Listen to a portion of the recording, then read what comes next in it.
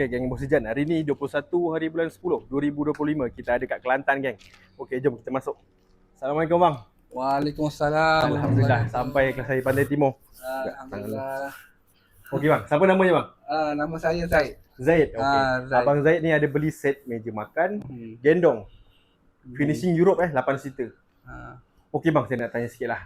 Ini itu hari abang order barang dekat gudang Bos Sejan. Ya, betul. Saya datang ke sana. Saya nak tanya layanan diorang kat gudang kan.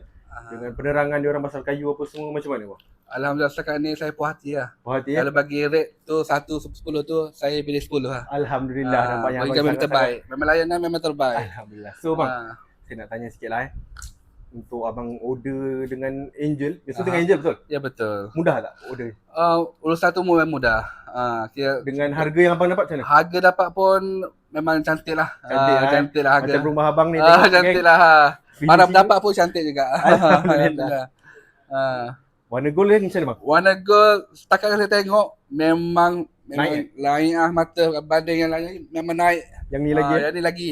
Memang puas hati lah. Alhamdulillah.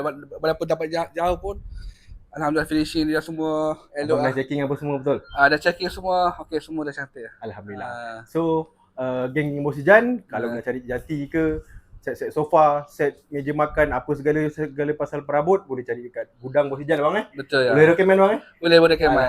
Pergi ke sana. Alhamdulillah. So ada barang kita kasih sold. Okay, baik. Okay, abang tak dapat apa, saya minta diri dulu lah. Kita sambung